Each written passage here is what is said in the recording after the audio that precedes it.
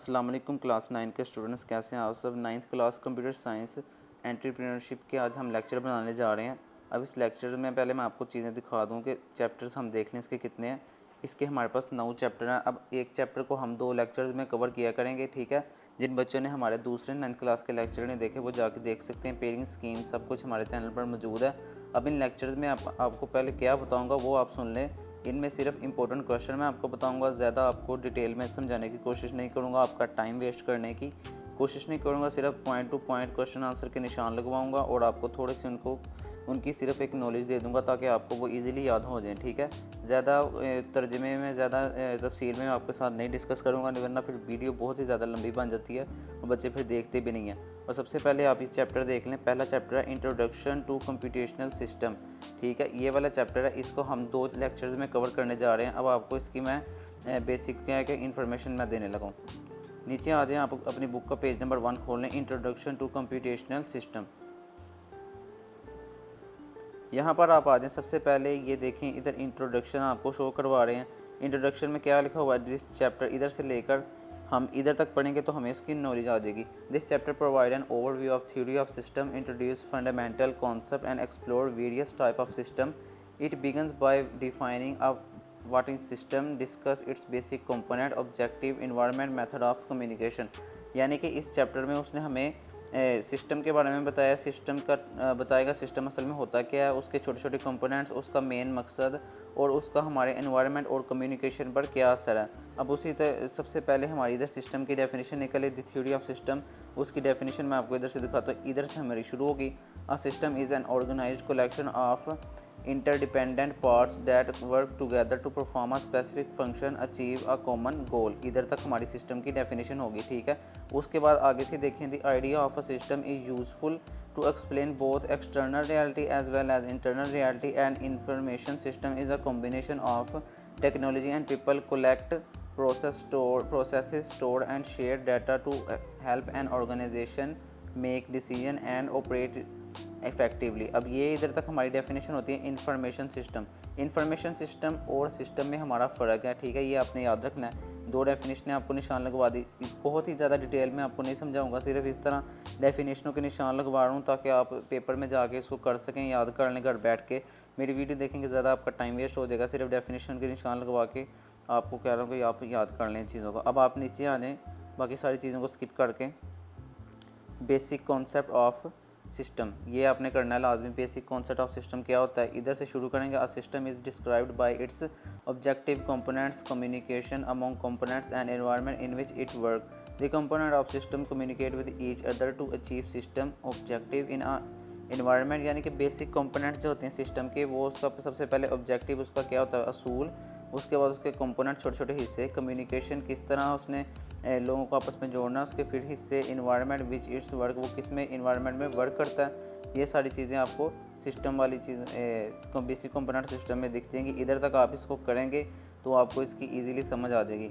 उसके बाद ऑब्जेक्टिव। अब सिस्टम के जो ऑब्जेक्टिव हैं वो आपने करने हैं। एवरी सिस्टम से लेकर इधर तक प्रेजेंट सिस्टम आपको थोड़ा सा पढ़ के भी दिखा देता हूँ। Every system has a goal और हैज़ अ पर्पस और goal that it wish to fulfil. कहता है कि हर सिस्टम का एक पर्पस, मकसद और गोल होता है कि जो उसकी ख्वाहिश होती है कि वो पूरा कर ले। Analyzing a system operation required understanding its aim. कहता है कि सिस्टम को एनालाइज करना यानी कि उसको समझना बूझना, उसका ये मतलब होता है कि उसका हमने एम क्या है, उसका एम तलाश करना है कि इस सिस्टम का क्या गोल है, ठीक है। इधर तक आपने करनी है। उसके बाद आप नीचे आ जाएँ, कंपोनेंट्स करेंगे सिस्टम के। इधर से शुरू करेंगे। कंपोनेंट्स और building block of any system. कहता है कंपोनेंट्स जो होते हैं बिल्डिंग ब्लॉक्स यानी कि जो सिस्टम को बनाने में मदद करते हैं। बिल्डिंग ब्लॉक्स उसकी बेसिक बुनियाद होती है। Each component play a specific role and contribute to overall functionality of system. कहता है कि सिस्टम का जो एक एक कंपोनेंट होता है ना, यानी एक एक छोटा छोटा हिस्सा, वो सिस्टम के फंक्शनैलिटी में एक अपना स्पेसिफिक रोल अदा करता है। उसके बाद understanding the role of each component of system is essential to understand how entire system work. फिर आगे बता रहा है कि हर सिस्टम के एक एक कंपोनेंट को समझना हमारे लिए लाजमी है। अगर हम एक एक कंपोनेंट को समझेंगे तो ही हमें जाके पता चलेगा कि सारा सिस्टम किस तरह वर्क करता है। यहाँ तक आपने करने के बाद आप नीचे आ जाना इन्वायरमेंट।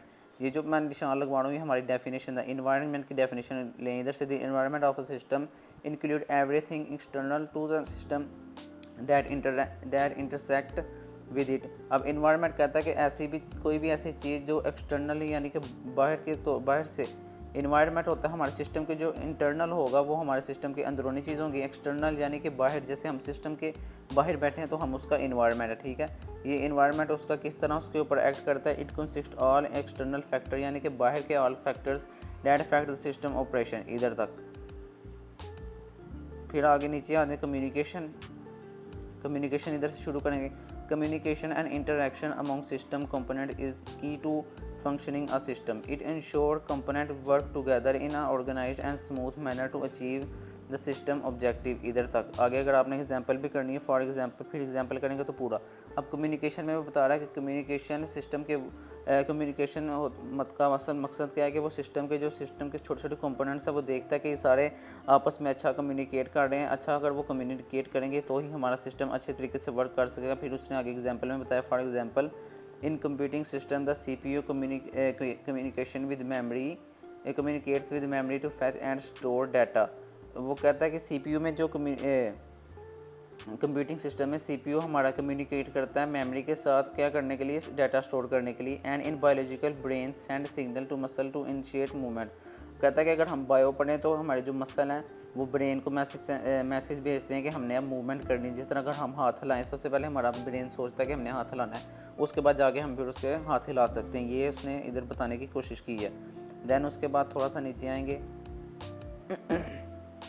अब ये जो छोटे छोटे ऑब्जेक्टिव हैं इसको फ़िलहाल आप क्रॉस करें, ये अभी हम नहीं करने जा रहे। जब हम लॉन्ग करेंगे तब उसके अंदर ये डिस्कस करेंगे। ये अब छोटे छोटे ये जो ऑब्जेक्टिव हैं ये हमारे लॉन्ग के लिए, हमारे शॉर्ट के लिए नहीं है। ये आगे नीचे आ जाए, सिस्टम के बाद हमारा आ जाता है सॉफ्टवेयर। सॉफ्टवेयर पर आ जाए। सॉफ्टवेयर की डेफिनेशन देखें। Software is a collection of program instruction that tell a computer what to do and what how to do. अब सॉफ्टवेयर वो सिंपल बता रहा है कि सॉफ्टवेयर हमारा कंप्यूटर में वो चीज़ होती है जो कंप्यूटर को बताती है कि क्या करना है और किस तरह करना है, ठीक है। Without software computer would be useless machine. कहता है कि सॉफ्टवेयर के बगैर कंप्यूटर एक बिल्कुल यूजलेस मशीन बन जाती है। सॉफ्टवेयर की डेफिनेशन इधर तक। फिर उसके बाद नीचे आ जाए टाइप्स ऑफ सॉफ्टवेयर। ये आपने करना है। टाइप्स ऑफ सॉफ्टवेयर में सबसे पहले सिस्टम सॉफ्टवेयर आपने इधर तक इसकी डेफिनेशन बन जाती है। फिर उसके नीचे से देखिए 3 छोटे छोटे एग्जांपल, इसके सिर्फ आपने एग्जांपल्स के नेम करने हैं तो आपका ये भी हो जाएगा। उसके बाद आप नीचे आ जाएं एप्लीकेशन सॉफ्टवेयर। अब मैं समझाना थोड़ा कम कर रहा हूँ, निशान ज़्यादा लगवा रहा हूँ, नहीं तो वीडियो फिर बहुत लंबी बन जाती है। एप्लीकेशन सॉफ्टवेयर है इधर से देख के इधर तक एप्लीकेशन सॉफ्टवेयर। उसके बाद नीचे देखें एग्जाम्पल जो इसके अंदर इंक्लूड है, उसके अंदर सिर्फ ये आपने नेम याद कर लेने हैं बस। उसके बाद नीचे आए आप ये देखें differentiate between system software and application software. इधर से आप करेंगे द पर्पस और इधर से पर्पस से लेके इधर तक अगर आप करें तो ये सारा दोनों का डिफरेंशिएट बता रहा है, दोनों का उसने डिफरेंस निकाल दिया। उसके बाद थोड़ा सा नीचे आ जाएं। अब आप इसको फ़िलहाल आप रहने दें, फ़िलहाल छोड़ दें, जब हम लॉन्ग करेंगे तब उसके अंदर करेंगे। अब इधर से देखें आप मेमोरी आपने डेफिनेशन करनी है मेमोरी की। Memory contain both input and output input data instruction program required for CPU processing, इधर तक मेमोरी की होगी। उसके बाद सेंट्रल प्रोसेसिंग यूनिट CPU जिसको हम कहते हैं, उसकी हमने इधर से लेकर इधर तक डेफिनेशन करनी है।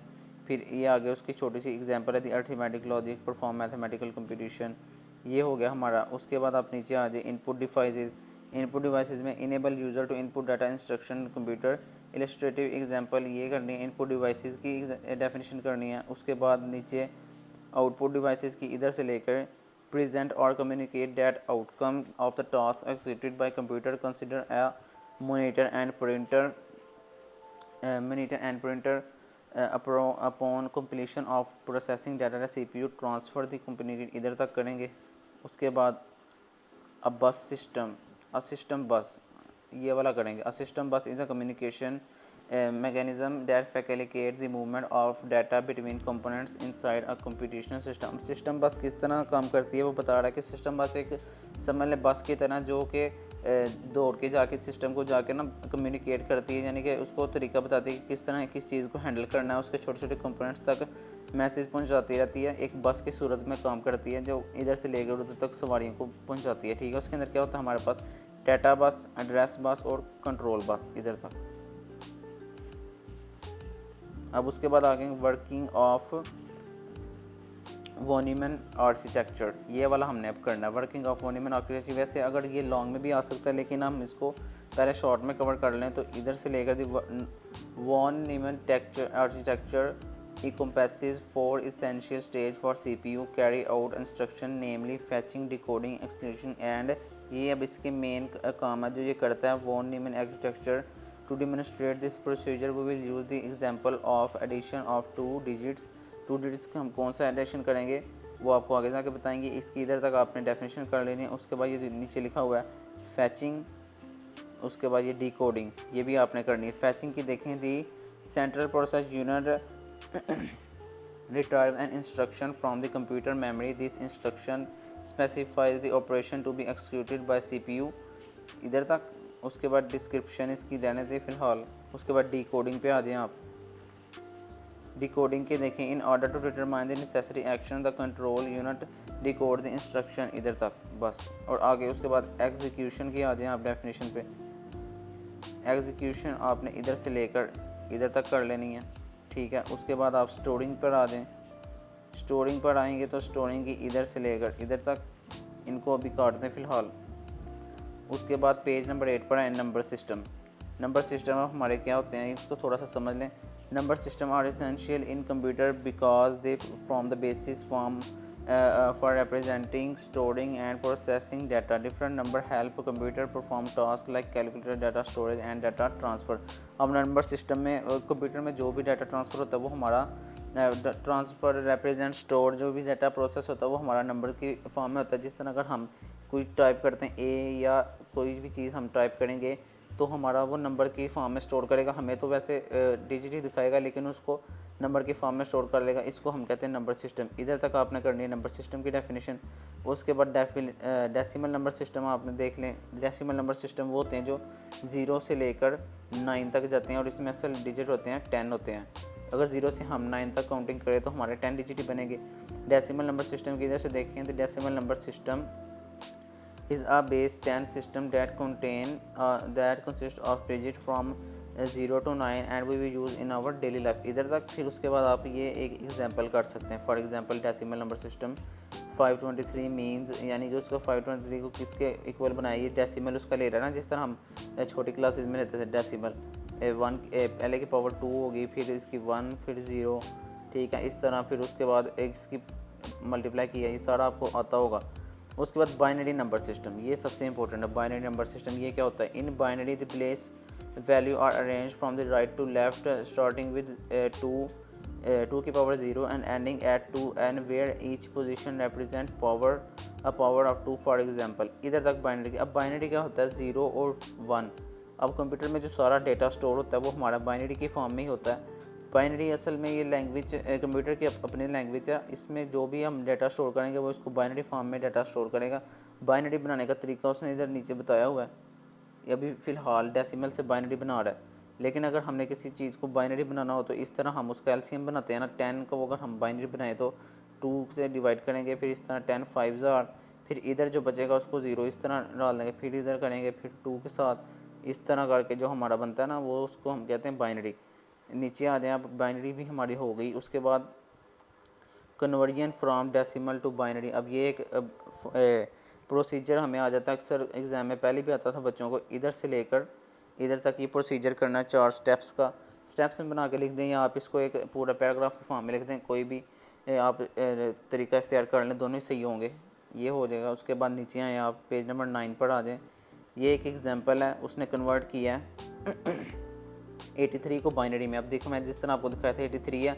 उसके बाद उसका एलसीएम लेगा तो इधर 41 आ जाएगा, इधर 1 बच गया, फिर 220 होता है 40, फिर इधर 1 रह गया, फिर इधर 0 बच गया। इस तरह करके फिर इधर से नीचे को आपने ऊपर से जाना है तो ये इस तरह होगा। 0 से इस तरह हम कलेक्ट करेंगे ऊपर को तो ये इस तरह बन कर आएगा हमारा।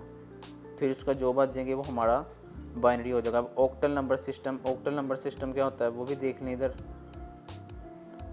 ऑक्टल नंबर सिस्टम, ऑक्टल से हमें सीधा हमारे दिमाग में 8 आता है। ऑक्टल नंबर सिस्टम में हमारा 8 डिजिट होते हैं। अब इसकी मैं आपको डेफिनेशन पहले मार्क करवा दूँ। Octal is a position number which with base 8 which implies data digit to be used from range 0 to range 8 इधर तक। अब इसको भी सेम टू सेम बाइनरी की तरह ही कन्वर्ट करते हैं ऑक्टल को भी।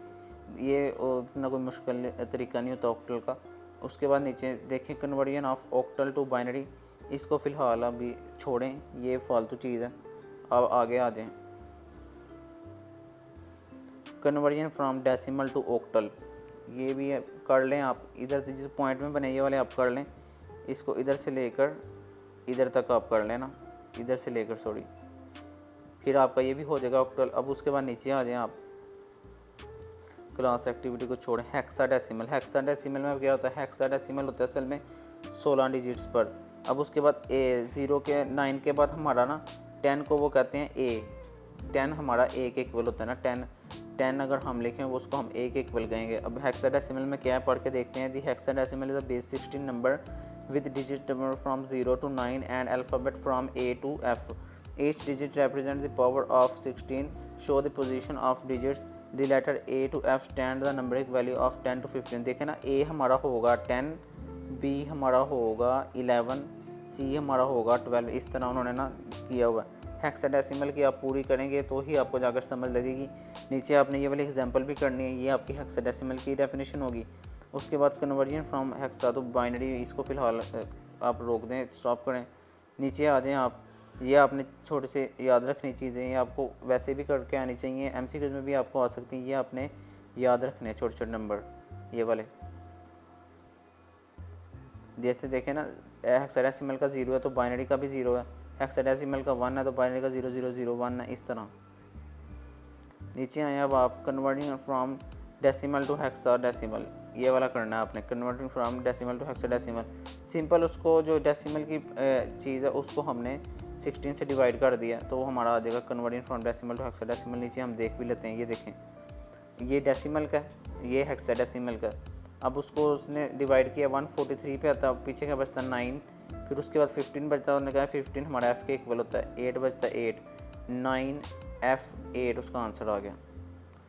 अब उसके बाद नीचे आ जाएं, डाटा रिप्रेजेंटिंग इन कंप्यूटिंग, ये वाला हम देखते हैं। डाटा सबसे पहले किस में रिप्रेजेंट हो सकता है? होल नंबर में डाटा रिप्रेजेंट हो सकता है। होल नंबर क्या होते हैं? जो 0 से शुरू होकर 1 2 3 4 तक चलते रहते हैं, आगे कभी ख़त्म नहीं होते। इधर से लेकर इधर तक करें होल नंबर की डेफिनेशन। उसके बाद देखें, होल नंबर के बाद in computing the whole number are often use to represent quantity that can not be negative. मतलब कि वो क्वांटिटी हमने इसके अंदर स्टोर करनी जो नेगेटिव ना हो सके, यानी कि -1 ना हो, +1 हो सकता है, -1 ना हो, ठीक है। इधर से लेकर इधर तक। अब उसके बाद बिट और बाइट की डेफिनेशन आते हैं। अब 1 bit integer has 8 byte to store value. If all 8 byte are on it represent maximum value of 1 ये आगे वैल्यू लिखी हुई है विच इज़ 255 की power 10। If all bits of it represent the minimum value 000। अब इसको आपने इधर से लेकर इधर तक करना है और उसके बाद आगे ये भी करना है। ये आपने थोड़ा सा कर लेना, याद थोड़ा सा है तो मुश्किल, लेकिन इतना मुश्किल नहीं है कि याद ना हो सके, लेकिन आपने इसको करना है। इंटीजर जी पे आ जाएं। Integer G extend the concept of whole number to include negative number. अब इंटीजर जी वो कहता है कि उसने होल नंबर के कॉन्सेप्ट को आगे मज़ीद बढ़ा दिया। अब इसके अंदर हम नेगेटिव नंबर भी ना इंक्लूड कर सकते हैं। देखिए -3 भी इंक्लूड किया, -2 -1 भी, उसके बाद 0, यानी होल नंबर और दूसरे जो नंबर हैं माइनस वाले उसने सारे इंटीजर जी में डाल दिए। इंटीजर जी को आप सिर्फ इधर तक करें और ये एग्जांपल करें, आगे ये फ़िलहाल रहने दें, ये छोड़ दें नीचे वाला। उसके बाद आप आ जाएं कॉम्प्लीमेंट पे। कॉम्प्लीमेंट अब क्या होता है? जिस तरह हम पढ़ते थे ए के ऊपर हमारा छोटा सा इस तरह साइन लगा होना, उसको हम कहते हैं कॉम्प्लीमेंट। देखो 1 के ऊपर जिस तरह छोटा सा साइन लगा हुआ है वो हमारा complement. 1 as complement is a binary number representation system use to express positive and negative number in digital system. इधर तक बस। कॉम्प्लीमेंट वो कहता है कि रिप्रेजेंट करता है नेगेटिव और पॉजिटिव डिजिट्स को, दोनों को रिप्रेजेंट करने के लिए हमारा कॉम्प्लीमेंट आ जाता है। ओके, इधर तक अब हमारा अभी तक ये आज का लेक्चर हमारा कंप्लीट हो गया है, क्योंकि ये चैप्टर हमारा 24 पेजों पर है, हमने इसको 2 लेक्चर्स में करना है। आज का लेक्चर हमारा इधर कंप्लीट होता है। अगर कोई चीज़ आपको समझ नहीं आई तो आप मुझे कमेंट्स में बता सकते हैं कौन सी चीज़ मैंने मिस कर दी। अगर आपको वीडियो अच्छी लगी तो वीडियो को लाइक किया करें, चैनल को सब्सक्राइब करके बेल आइकन ऑन कर लें ताकि इस तरह के लेक्चर्स आप तक पहुँचते रहें, आपकी स्टडी साथ साथ कवर होती रहे। अगर आपको अभी तक कोई भी ऐसी चीज़ लग रही है जो मैंने इसके अंदर से छोड़ दी है, मुझे पढ़ानी चाहिए थी, मुझे कमेंट में लाजमी बताएं ताकि मैं उसको दोबारा कवर कर लूँ। ओके, अल्लाह हाफ़िज़।